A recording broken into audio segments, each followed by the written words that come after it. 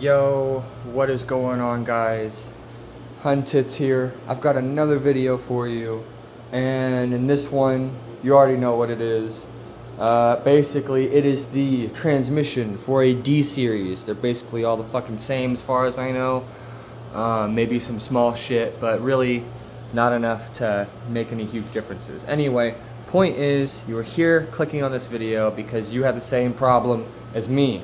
And what that is you had not the throwout bearing, but the input shaft bearing that gets really, really noisy if you have probably put a lot of miles on your transmission like I have.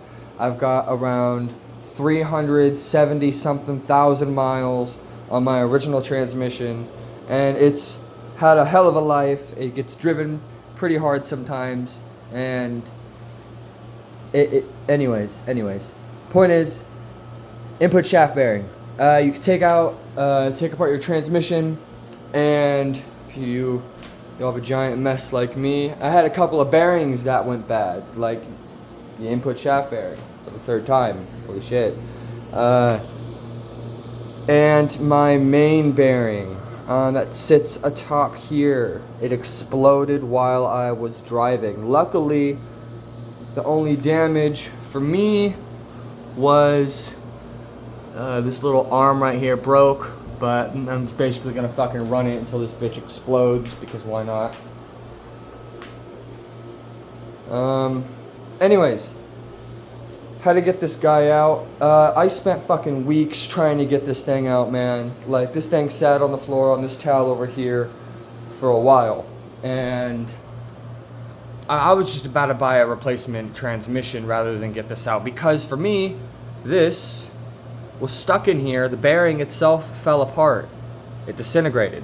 There's the rest of the bits right here. I went to go pull it out, and the same thing happened to the other bearing that was on the other side of the case. And I'm still gonna have to clean this case out because it's fucking disgusting.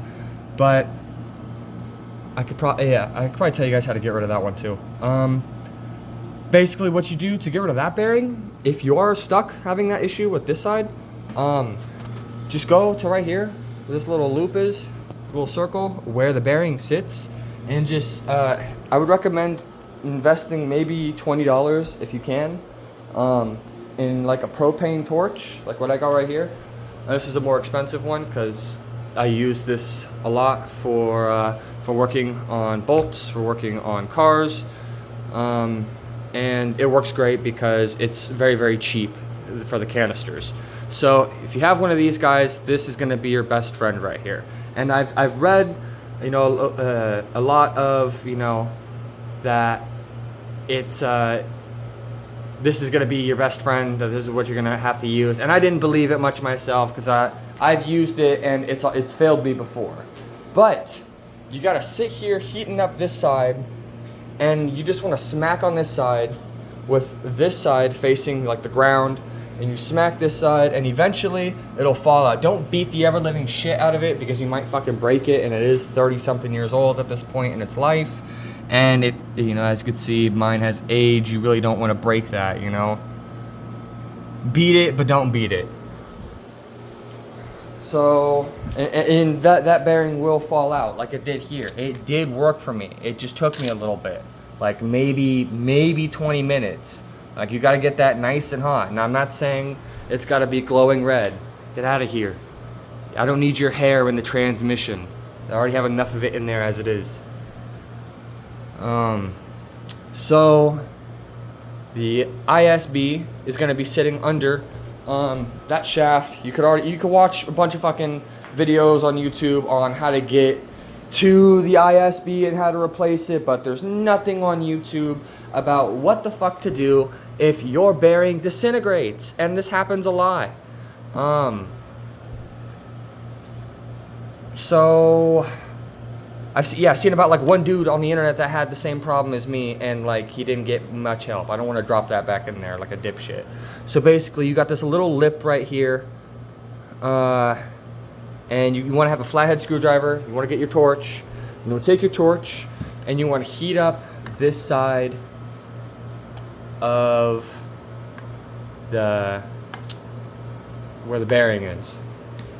and the heat will transfer through this side of the wall into the bearing.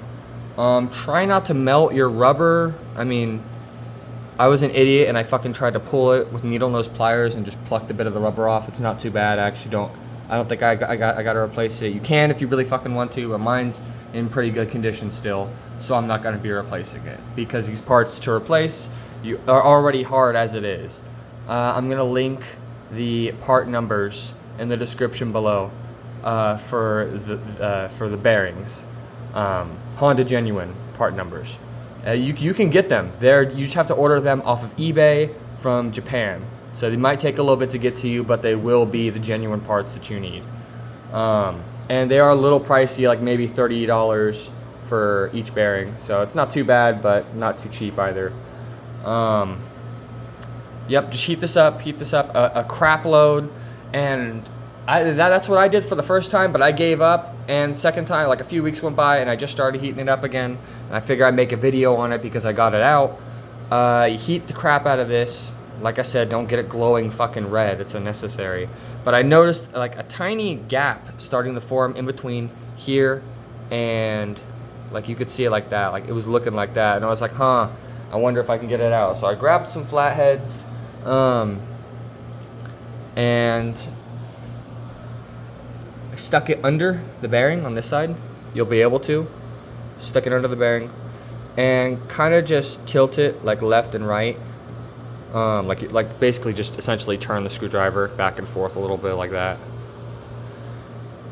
And it'll like work it up without, like it might cut it up a little bit, but honestly, it's really not that fucking bad. Like no harm is gonna fucking come to it. You just want to be careful if you're gonna be doing it standing up like this. I wouldn't do it this way because, as you can see, it'll push the metal back here, and you really don't want to do that. So heat the hell out of it and just kind of wiggle it back and forth with a flathead. Keep heating it up. Make sure you keep heat on it because this thing likes to cool quickly. It requires basically like constant heat on it. If you want to have a buddy help you out, or maybe you trust yourself enough to like lay this flat like I did and just lean it while it's on and have it, eventually this will come out though. I promise you this will come out. I didn't have to smack it with a hammer, literally just a flathead. Bearing comes out, and then you should be good to, just pop in your new one, replace your new one. So I don't have the bearings right now, so I can't just put them, I can't, put it back together right now, which sucks.